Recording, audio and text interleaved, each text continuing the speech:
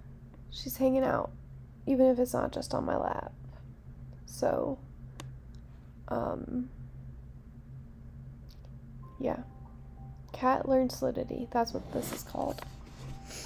Okay, well, I think that is enough commercial. We can skip that and come back to a regularly tuned what are we watching.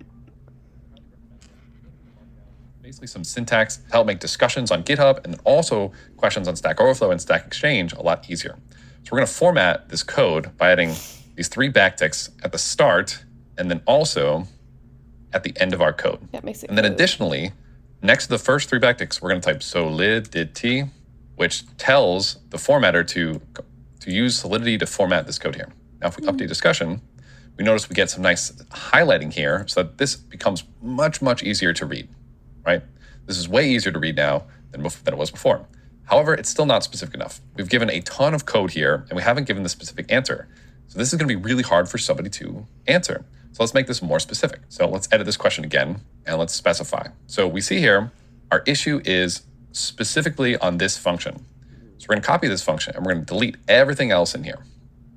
And now we have just this code inside of here. And now we're going to make this really specific. We're going to say, on this function, I'm running into an error. And then what we're going to do is we're going to come back here. We're going to roll over this. We're going to copy this. We could have pulled error code if we want, but we're going to format this error like this. And then we're going to say, can someone tell me what's going on?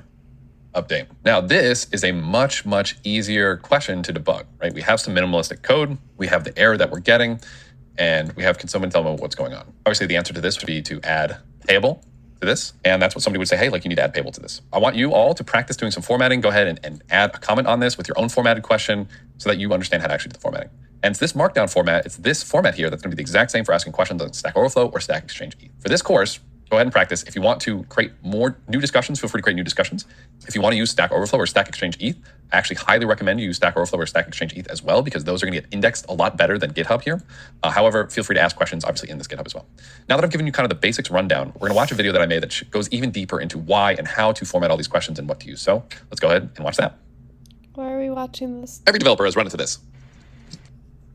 Oh, something breaks, or maybe you don't know something, but you don't have time to let these stop you. There are a series of steps that one should take to maximize one's chances of solving any coding problem. But you'd be surprised at how few developers currently use this superpower effectively. Our first one we'll spend the least time on, because it's just tinker and experiment. When you run into an issue, keep trying different things you think might work. Maybe try doing print statements throughout the file, learn some debugging tips, but don't be so cocky that you only do this first step. And this shouldn't just be random running around. This should be trying to pinpoint exactly what's going wrong in your code so that you can either ask an effective question or figure it out yourself. So pinpoint exactly what's going wrong, because you'll need it for the next steps anyways. Next, check the documentation. Not all tools have good documentation, but taking some time to explore documentation can be a quick way to find your answer. You'll want to learn how to search a web page with Command F or Control F.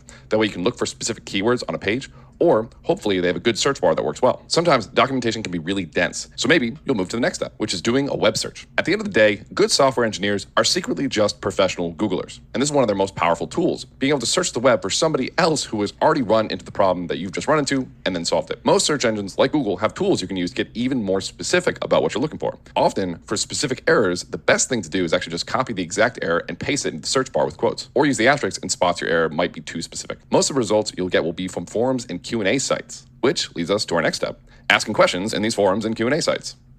Just make sure that before you ask a question, you've done some ample Googling around yourself beforehand. This way, you don't waste yours and anybody else's time. And by asking questions, you swear, you will promise me that at some point you will go back and help other people learn as well. Got it? Good. Before even asking your question, though, we should learn where is going to be the best place to ask this. And this is why I've categorized 4 different types of forums and QA sites. Feel free to pause to read them over. And here are some specific examples of each one of these. Indexed code-based forums like Stack Overflow, indexed repositories like GitHub issues, indexed technology-specific forums like r/ethdev, or unindexed discussion platforms like Chainlink Discord. One of the key differentiators in these categories is the indexed keyword. We typically want to ask questions on forums that web crawlers have gone through and stuck them in their database or indexed them. This way, in 3 weeks, when we look back at the code that we wrote, we can just Google what the is going on when we forget what it does. And this will help out other developers who run into the same problem, which in turn, they might go ahead and help you out later. Ideally, most of your questions should be asked on one of these index forums for this reason, for their searchability and discoverability. However, some questions are better fit for DMs, Twitter, or Discord that aren't indexed, and we made a little chart here to figure out where's the best place to post your questions. Feel free to pause the video, take a look, or read our blog in the descriptions with the picture as well to take another look at it. And of course, before actually posting to any one of these forums, be sure to read their rules, as they might state that some kind of questions are specifically forbidden, but basically the breakdown looks like this. Theoretical, big picture, or opinionated questions can go great on general Q&A forums like Quora, or specific technical forums like specific subreddits or Discord forums. Specific coding questions can go on these forums as well, but will often get more eyes on coding forums like Stack Overflow or Stack Exchange communities. Often the question of, oh, should I post this on Stack Overflow or maybe a Stack Exchange community? Someone joked the other day that the best way to get an answer on Reddit was to post the question, log into a burner account, and just give a blatantly wrong answer, and the people will jump out of the woodworks, prove that person wrong, call them an idiot. Is incredibly blurry, and sometimes it doesn't really matter which one you post on. Now, if you run into a bug or an issue with a technology you're really familiar with and you think it shouldn't be breaking, this is your chance to pop an issue into their open source code repository and potentially improve the tool. If they don't have an open source code repository, you throw that closed source piece of shit into the garbage, but just kidding, closed source tech has its place in our lives too. Additionally, if you're following a tutorial and they have a Git repo associated with it, like all of my videos that do, that's going to be the best place to leave your issues. So as much as I hate to say it, putting your issue I really want to watch the censored version of this.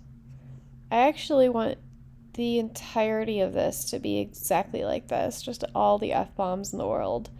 Why? Because it's more real, it feels like, and also more engaging. Onto my GitHub repositories is going to be much more effective for us answering your questions than posting it in the YouTube comments. Now, finally, Discord, Element, email, text message, or any other of these unindexed chats are still good places to ask questions, but please try to use them as a last resort. And if they do end up answering one of your questions, maybe go back and add that question and answer to one of the other forums that we were talking about. This way, it will be indexed next time you or somebody else Googles it. Now, these quicker chat forums are places more for the community to congregate and have quick conversations with each other. They're places to theory craft, talk about new things coming out, new ideas, events, and other things that shouldn't be indexed by web crawlers. They're also great places to meet and network with people that you might be able to bounce ideas off directly as you get to know each other, which leads into our last section. But before we do that, uh-oh, do you hear that? Oh, that's the video inside another video alarm ringing.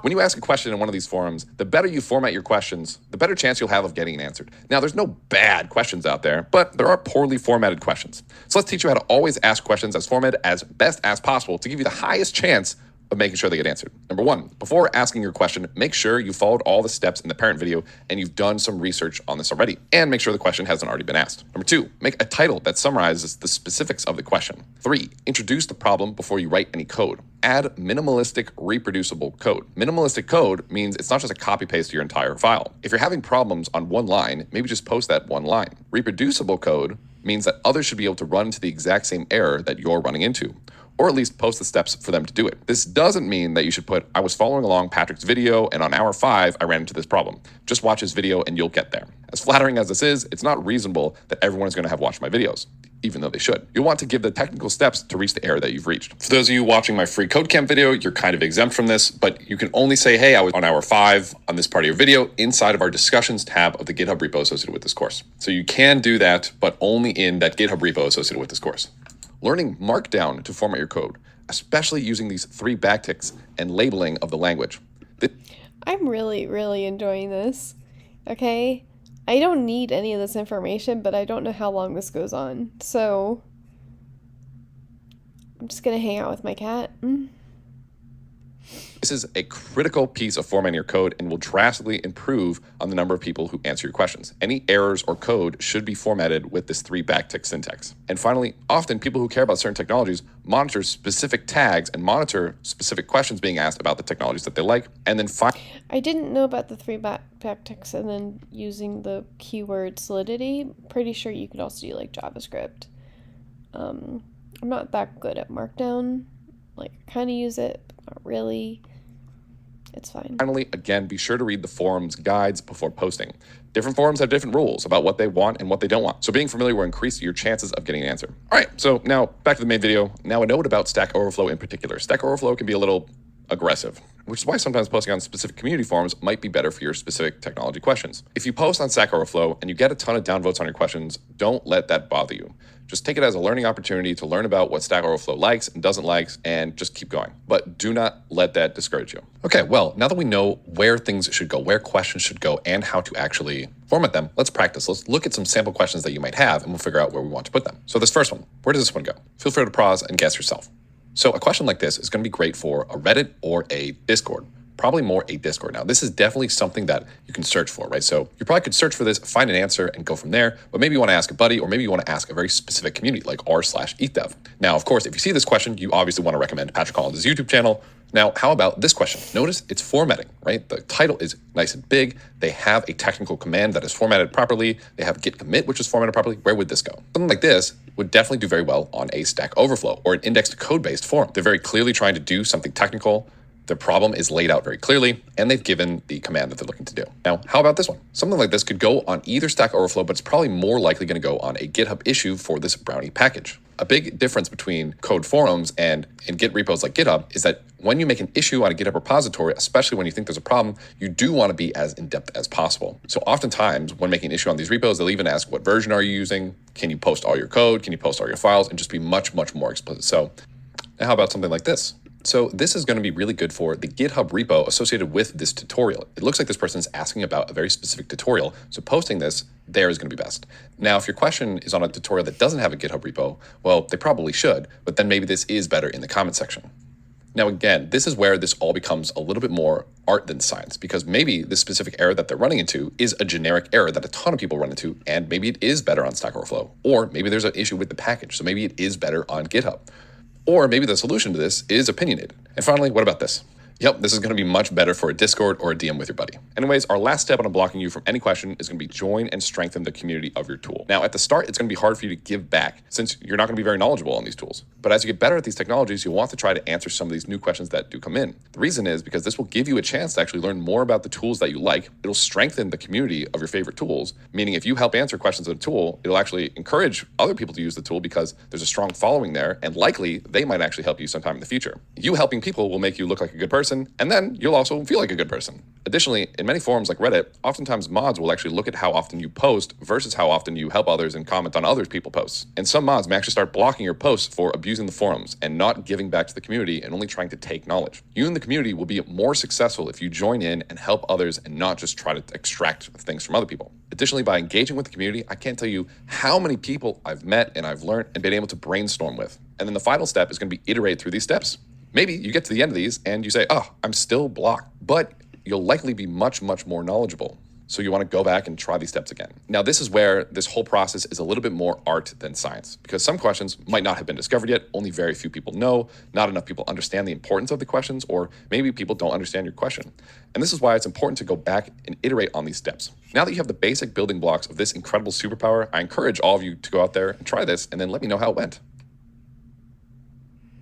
All right, awesome. So now that we know more about how to get unblocked, we can move on. The reason it's so important to learn how to get unblocked is because blockchain and Web3 is more than just everybody on their own. It is a very collaborative space.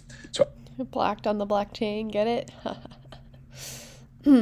as you get better and as you learn more, a massive way to test how much you've learned and give back to the community is to going to Stack Overflow and going to Stack Exchange Ethereum and trying to answer some questions yourself. So I highly recommend you all go to Stack Overflow and then you go to the GitHub repo associated with this course. You try to answer some discussions, try to answer some issues, and help other people out because it's going to help you become a much better software engineer. The other reason I wanted to do that part is because when we install some of the tools that I'm about to show you, sometimes the installation process is the hardest piece there. Once you get past the install process, it generally becomes much, much easier, but this can often be the hardest part of the course is just installing some of these tools that we're going to give you. And that's what we're going to learn about right now. So we have been working so far with Remix IDE, or Integrated Development Environment. As we've seen, it's this wonderful place where we can try out code, we can try Solidity out, we can compile, we can deploy, we can pretty much do everything that we need to do. It's web-based, it can do testing, debugging, deploying, local JavaScript VM. It's very quick and easy to create and test our smart contracts. However, it does have some limitations. It can really only deal with smart contracts. It can't really integrate with other parts of projects. It has limited support for test or custom deployments, and you need an internet connection to even work with Remix. And it can be tricky to do a lot more advanced functionality. So it's a phenomenal tool, and absolutely, if you're looking to do something very quickly, I absolutely recommend everybody just go to Remix to go ahead and try something out. However, now we're going to move over to a more professional smart contract developer setup, and this is with Hardhat. This is known as a smart contract developer framework, similar to Brownie or Foundry and the likes. There's a number of these frameworks. And the reason that we're going to do Hardhat is because Hardhat is JavaScript based. It's a JavaScript based development environment. It's got JavaScript based compilation environment, deploying, testing.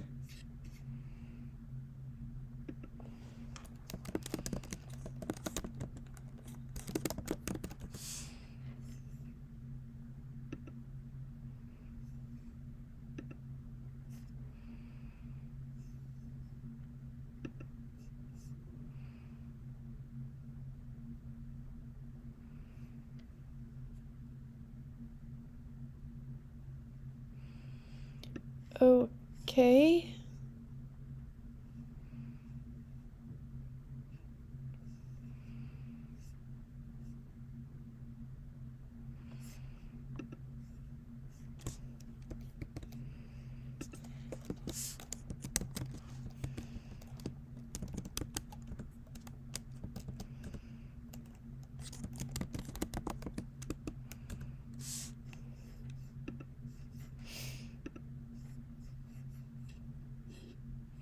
I'm assuming.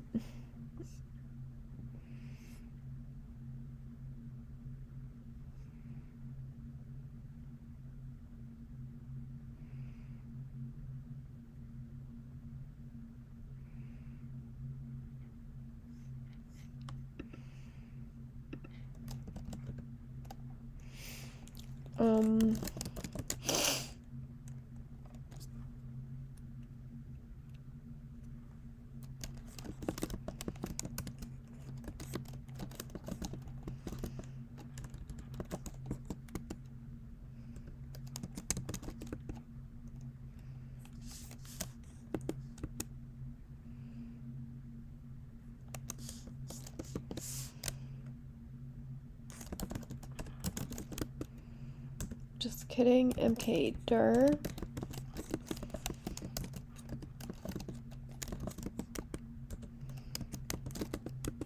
There we go.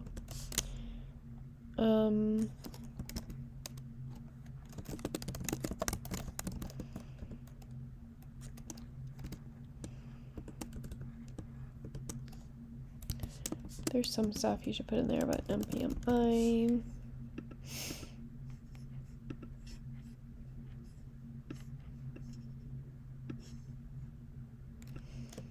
You're not doing yarn.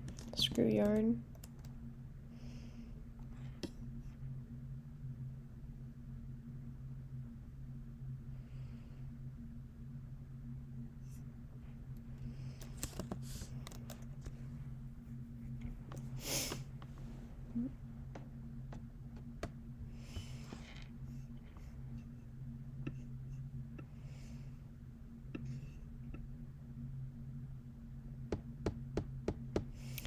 Well, while it's doing this, let's see if this is what they want me to be doing.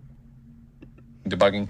Now, for those of you who love TypeScript, we will also have TypeScript editions of every single one of our code examples for you. So if you love JavaScript, we got you. If you love TypeScript, we also got you. We're not always going to walk through us doing the TypeScript, but we will sometimes. And all of the code for the TypeScript will be available in the GitHub repo. Now, before we can actually learn Hardhat, we have to learn another package first. So we're going to learn how to do everything with Ethers.js, which is a JavaScript-based library for working with smart contracts. And it's also what powers the next tool that we're going to be working with, which is Hardhat. Under the hood of Hardhat, there's a lot of Ethers.js. So it's important for us to learn Ethers.js so that we can understand what Hardhat is actually doing. Now, for the rest of the course, I'm going to be using a code editor called Visual Studio Code. This is one of the most powerful code editors on the planet. And if you've already got it set up, feel free to go ahead and skip this part. If you already have a professional coding setup with Node.js and VS Code and Git and everything, feel free to use the timestamps in the GitHub repository to skip over this setup section. You'll often hear people refer to this as VS Code or Visual Studio Code or just Visual Studio. However, it's important to note that Visual Studio Code, this is different than... No, Patrick, we're going through this whole thing, every part of it. They might be installing some extensions that might be useful. So I'm lazy. In Visual Studio, which you might see look like this. So Visual Studio Code is what you want, not Visual Studio. Visual Studio is a different application. Make sure you're on Visual Studio Code. Now, if you choose so and you're a total hardo, you can absolutely work just with your terminal or just with PowerShell or just with whatever coding environment that you want, like Atom or Sublime. However, for us, we're going to be working with Visual Studio Code. And I'm going to be going through setting up Visual Studio Code the way that I like to set it up. You can absolutely set it up whatever way that you feel comfortable. And of course, in our lesson 6 here, we have a link to installation and setup, and I'm going to be adding more links as we go about here. And once again, all the code that we're going to be working with is in this GitHub repository down here where it says code. Now we're going to go through 3 different installation processes and pick the one that's most appropriate for you. The first one is going to be for Mac and Linux users. The second one is going to be for Windows users. And then our third one is going to be a last-ditch effort. If for whatever reason you can't get Windows or Linux or the Mac instructions to work, we're going to use a Gitpod installation. Now, I highly recommend that you try to get everything working locally without using Gitpod. However, if for whatever reason you can't get those installation pieces to work, we will have Gitpod instructions for all of the repos that we work with here. But to get started, we'll start with the Mac and Linux installation instructions.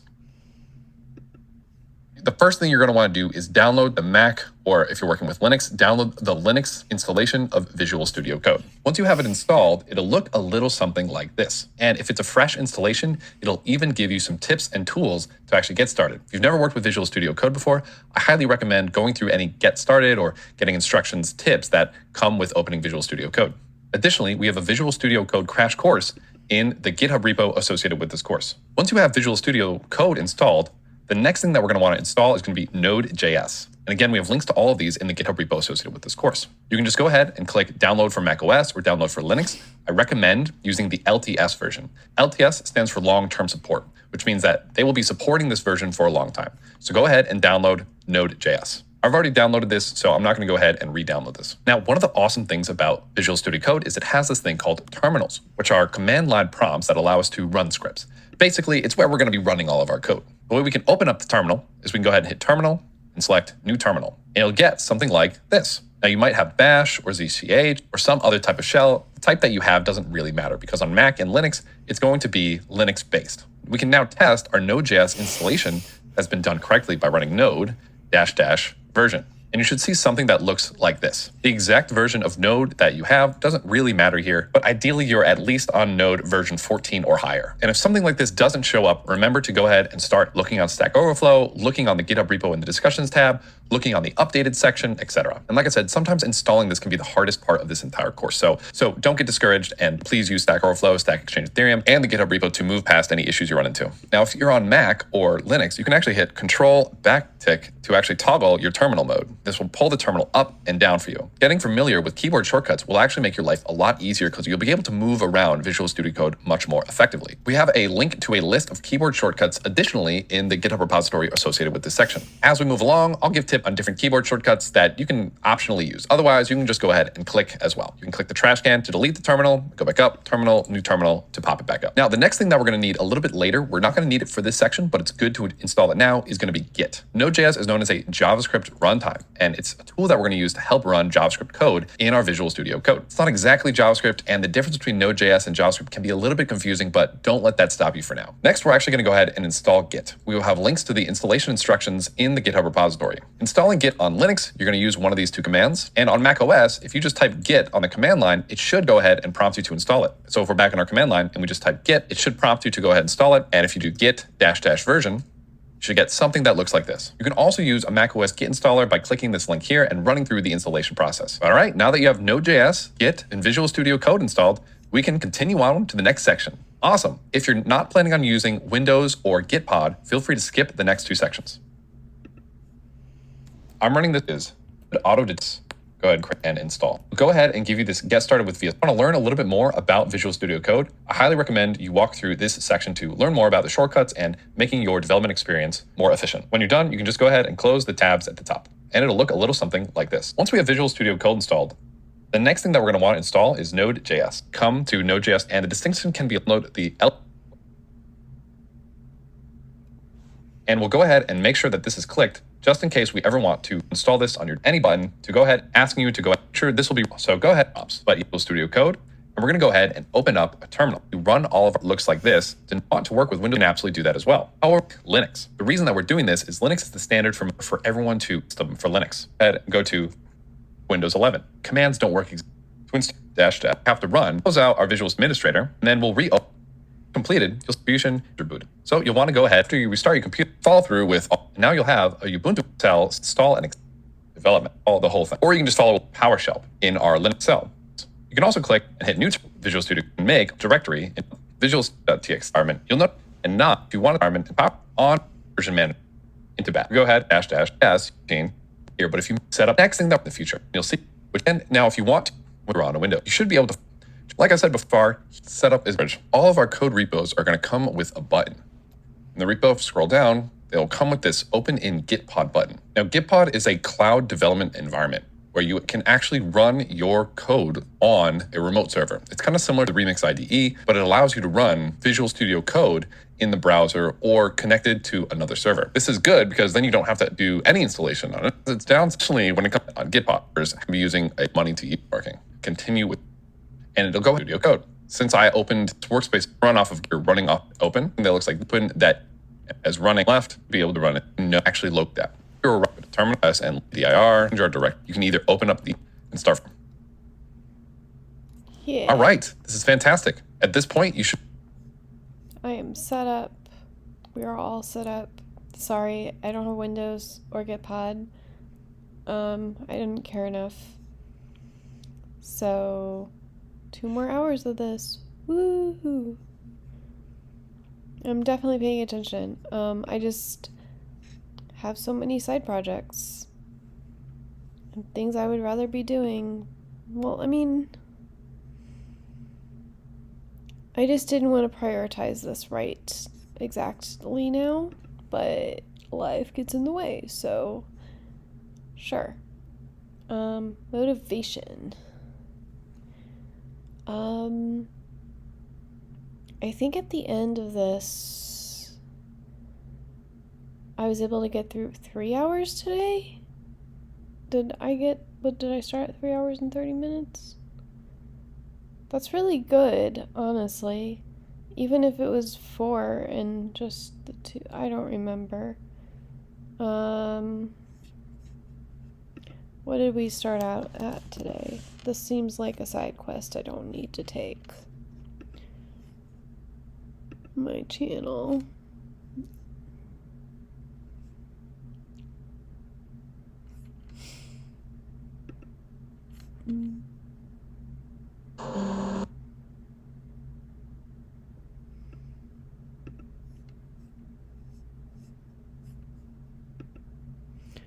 What's the timestamp?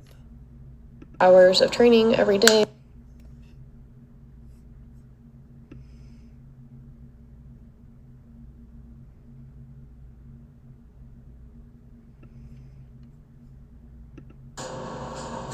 So what's the next bit of this funding contract that we want to do?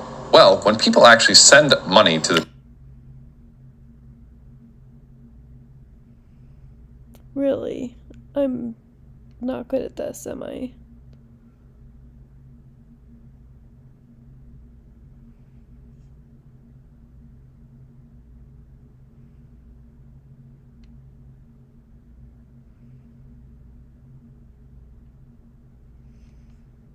It's fine. We don't need to know. There's no reason why I should know. It's cool. But I'll say something at the end of the night, but we have 20 minutes. And I'm excited because we are halfway through the Ethers simple storage, and we haven't even done anything Ethers simple storage yet. So, let's get on to this. Should be set up with Visual Studio Code, Node.js, and Git.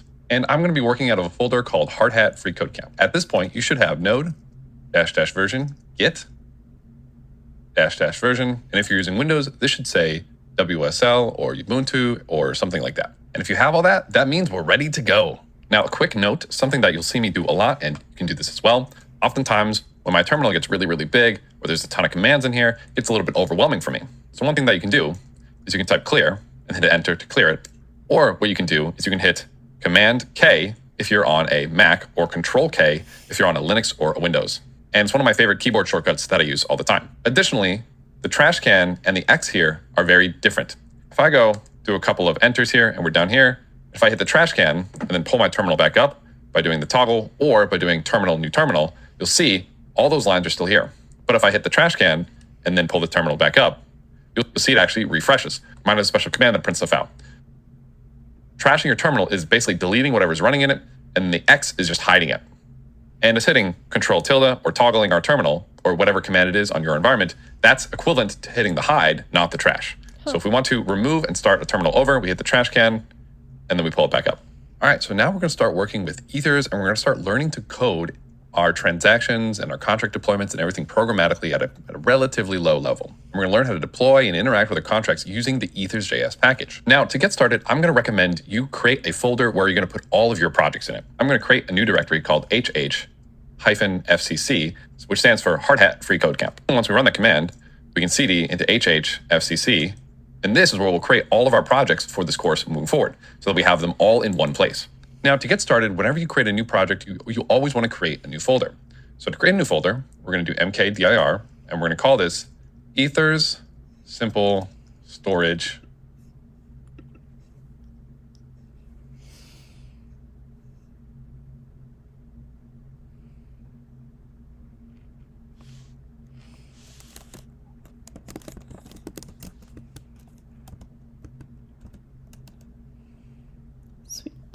Okay, so mkdir, and what are we doing?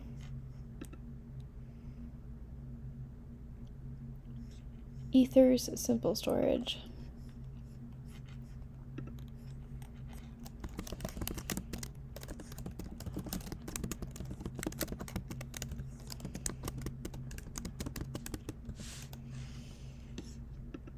And what are we doing?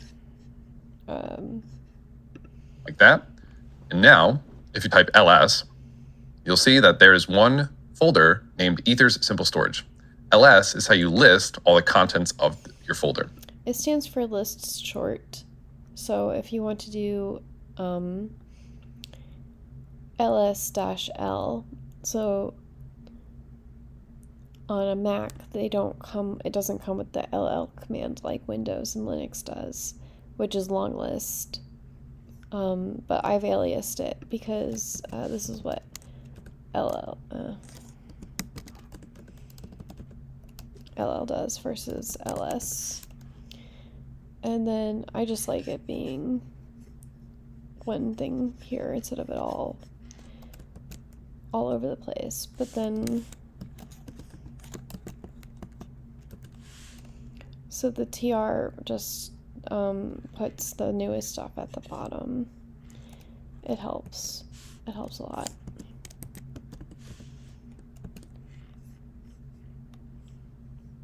And cd minus puts you into the thing,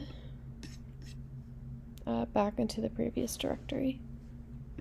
You might have a lot of other folders in here. I only have the one since I created this new folder for this. Now what you can do, you can type code, ethers simple, and then if you hit tab, it should autocomplete for you. And if you hit enter, Visual Studio Code should open up a new Visual Studio Code for you that is inside of Ethers Simple Storage. If you open up your terminal now, your home directory for this workspace is going to be Ethers Simple Storage, as this is what pops up. If that doesn't work for you, what you can also do is you can hit File, Open Folder, and then open the folder that you just created or that you want to open. This again will open up VS Code, and if we open up our terminal, we see we're inside of Ethers Simple Storage. This is so powerful because as we create files, we'll be able to see those files in our Explorer here. This button here stands for the Explorer. If we click it, we can see the different files in here. And I'm going to go ahead and actually delete this file.txt because we're not actually going to use that. Now, it's this part of the course where we're actually going to start jumping into some JavaScript. Since this course isn't a JavaScript course, if you're unfamiliar with JavaScript, it might be a little bit tricky. If you want to come into this with a better understanding of JavaScript and Node.js, there is a Free Code Camp YouTube video teaching Node.js for beginners, and a link to this will be in the GitHub repo associated with this course. There's also a JavaScript Free Code Camp video that I'm also going to put in the description for this course. Keep in mind that JavaScript and Node.js are slightly different, and we are going to go over some of the differences as we code along here. But for the most part, learning one means you've learned the majority of the other. So if you want to pause and go through these videos before continuing here, please feel free to do so. I'm good. You don't have to. You can absolutely continue on with the course as is. And if you get confused or stuck on some JavaScript piece, feel free to pause, Google it, and come back. But just to reiterate, you can check out the JavaScript programming full course and also the Node.js full course, as those are both going to help you. Like I was saying before, Node.js is a JavaScript runtime. So it's not exactly JavaScript, but we're going to write our code in JavaScript. And if that's confusing, just don't worry about it right now. And as we go through this course, I'll show you where the differences are. But basically, you can think of Node.js and JavaScript kind of being the same thing. The big thing about Node.js is it allows us to write JavaScript code in the back end, as opposed to running JavaScript on the front end. JavaScript is made to be a browser run language, like running inside of Chrome, Brave, Firefox, etc. Node.js allows it to become a scripting language, a back-end language, which is why the syntax between the front-end JavaScript and the back-end JavaScript or the Node.js JavaScript are going to be a little bit different. Additionally, as we go along in this code, if you're familiar with TypeScript, all of our code is going to come with a TypeScript edition. TypeScript is what's known as a statically typed version of JavaScript. And it'll be this one. It'll be TypeScript, not TypeScript edition. I'll go ahead and fix that and remove this one to make it clear. TypeScript is a type-safe version of JavaScript, which, if that's confusing, don't worry too much about that. But we are going to do all of our programming in JavaScript, and then if the code is different enough, I'll show you how to do it in TypeScript as well. However, for most of them, we're not going to show you the TypeScript editions because it's going to be really similar, but you can always refer back to the GitHub repository to see all the code for the TypeScript. Now, if you're new to this space, I actually do recommend you go ahead and start with JavaScript and learn how to do TypeScript later on. TypeScript actually catches bugs early on, making it a lot easier to code your projects in the long run. However, it does take a lot of extra typing, and it can be a little bit frustrating learning how types work for beginners. JavaScript is a little bit more loose as a language and lets us to kind of do whatever we want, but it can cause for headache later on. So if you do run into some issues and you do run into some bugs, it might be a good idea to try TypeScript on for size and see how that fares. Well, let's go ahead and begin working on our local development environment and getting set up to do everything in Ethers.js and in JavaScript. Oops, and I actually went and renamed this folder to Ethers Simple Storage -FCC. The reason I added this -FCC is all the GitHub repositories associated with this course, all the GitHub repos have this -FCC to know that it is part of this hard hat JavaScript course. Awesome, let's jump in and let's start working with Solidity and our smart contracts locally in Visual Studio Code. As you can probably tell by the name of this folder, and of course if you looked at the code, this project is going to be our simple storage project, but developed locally using Ethers. So the first thing that we want to do is we want to get in that smart contract code. So what we can do is make sure we have the Explorer selected. We can go ahead and right click and select new file and do simple storage.sol.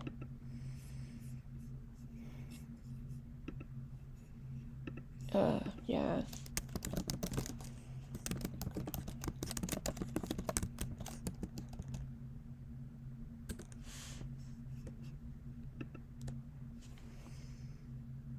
I have too many things open for what we're doing.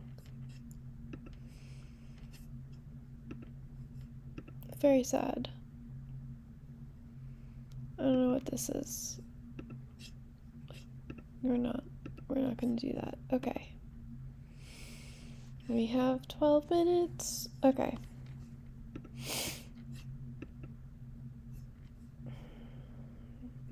I'm gonna turn Remix back on.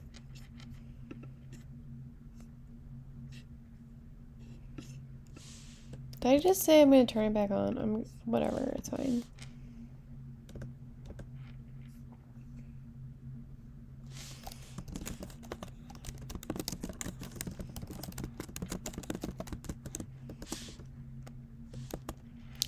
See, this is why I wanted to sit through this stuff, because I'm pretty sure that if we go to extensions,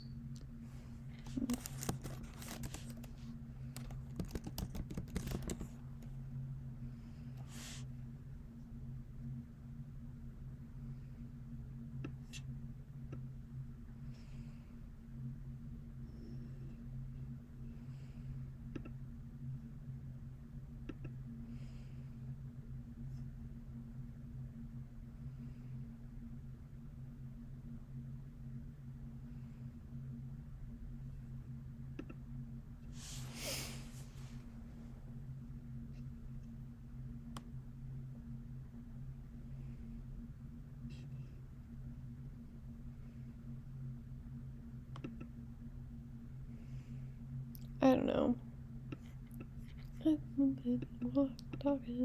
Okay, so we got pretty colors now, which is better, I guess.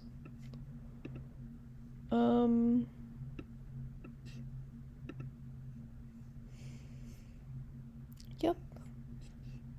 So what are we doing? Going back to Chrome. We can put that away now. Yeah, we're leaving this. Just close this for now. Is we can copy paste our simple storage code from our last section into VS Code. If you closed Remix or you forgot where it is, you can just go to the Ethers Simple Storage FCC repo, hit simplestorage.sol. I literally just closed Remix.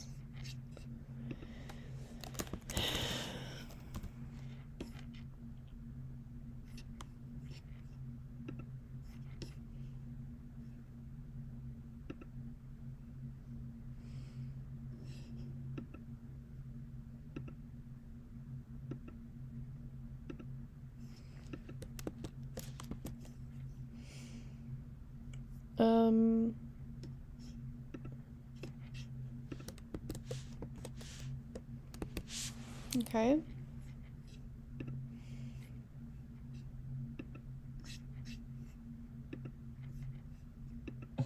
And we can just copy all the code in here. And then come back over, select simplestorage.sol, and paste it in. Now, an important note about Visual Studio Code is that when you see this little white dot up here, it means that this file isn't saved. To save, you can hit File, Save, and it'll go away like that. Or what you can do is you can hit Command-S or Control-S, depending on if you're on a Windows, Mac, or a Linux. Now, you'll see here that this code is a little bit hard to read, the simplestorage.sol. It doesn't have the syntax highlighting that we saw in Remix. So we want to go ahead and add a Visual Studio Code extension to give this syntax highlighting. So what we can do is come over to this bar over here. Looks like this. And if you don't see it on the left-hand bar, you should click these three dots and it should be in here. But we'll go ahead and click extensions. And what we're going to do is we're going to look up Solidity. That extension icon is the same icon they used to do for antivirus software and then that was the icon for Trojans. So just saying. Plus Hardhat. And we're going to install this Solidity plus Hardhat extension for VS Code. Now that we have this installed, if we go back over to our simplestorage.sol, you'll see that all the highlighting is back in. And now it's much easier to read. All right, so this is good. We have our code in here. We have our syntax highlighting. Now let's add an auto formatter or a default formatter. Right now our code is pretty good with the way that it's formatted, but what if we accidentally do some stuff like this, or maybe even like this? We add a ton of new lines, etc. Our code can start to look pretty gross. And even though the code itself is fine and it'll run the exact same way with all this extra white space, it doesn't look very good, right? And due to that, it can be a little bit hard to read. What we want to do then, we want to open up our settings and adjust our VS Code so that it auto formats whenever we save. So whenever we save, so that whenever it goes from the little white dot here to no white dot, this whole thing gets automatically formatted to something that looks really nice, okay? So what we can do is we can open up our command palette. To open up our command palette, you can hit View, Command Palette, and it'll get a little pop. I think I might be able to do Command P, right?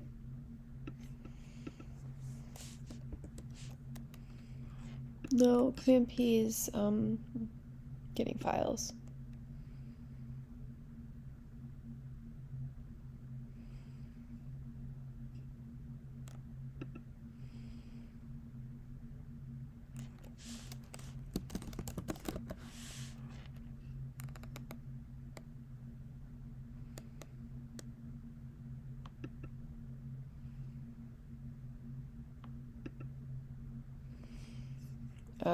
Let's watch this and see what they want us to do. Up that looks like this. Another way to open up your command palette is you can hit Command-Shift-P or Control-Shift-P. Command-Shift-P.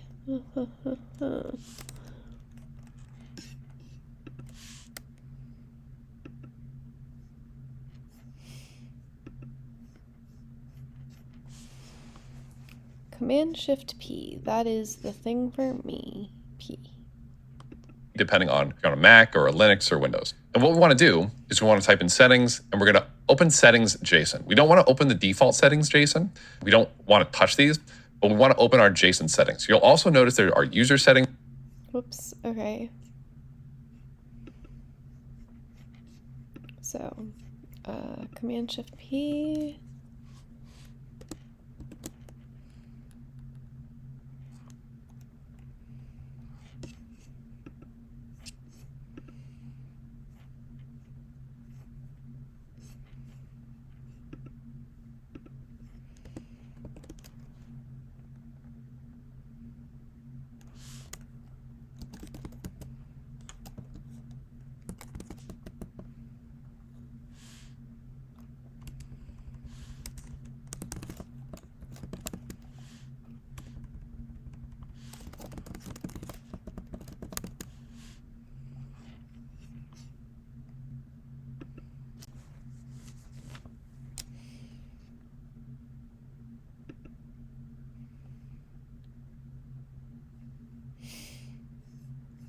Okay, maybe that's it.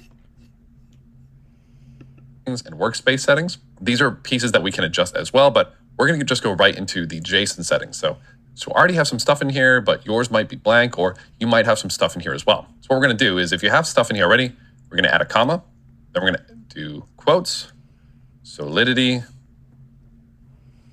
close the brackets. We're going to do a little colon and something like this. So it's double quotes.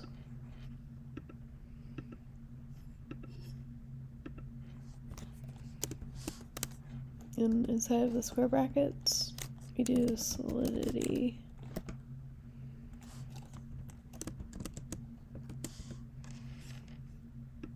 And then curly braces. This means that we're going to apply some settings to our Visual Studio Code whenever we're working with Solidity. One of the things that we're going to add in here is going to be an editor. B.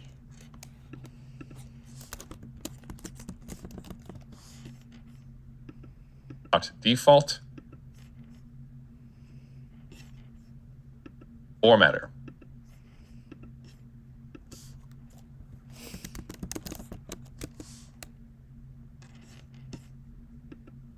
Excellent.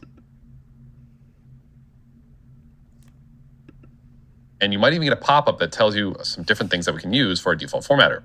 Our default formatter is going to be Nomic Foundation.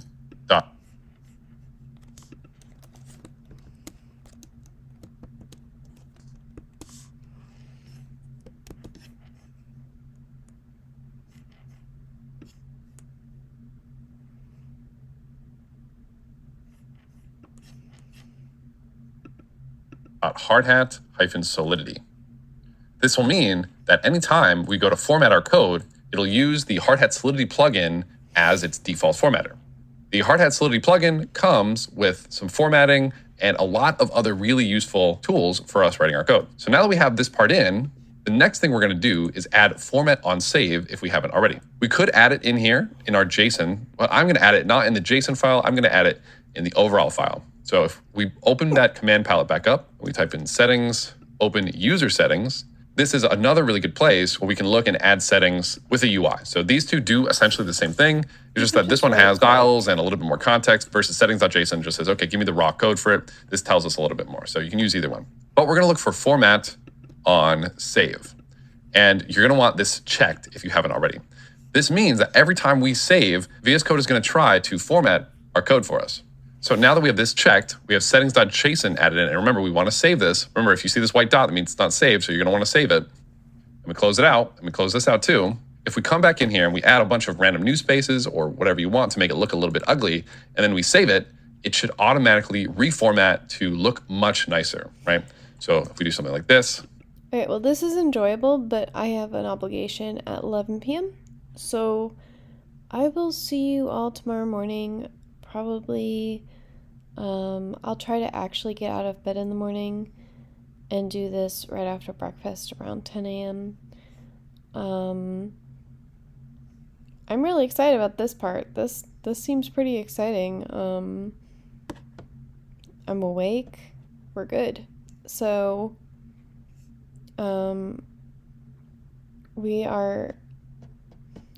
I feel like 6 hours into a 32-hour course is a very significant amount. Like 1/4. So yeah, we're making progress. And thank you so much for being a part of this. So thank you, and have a good night, day, whatever.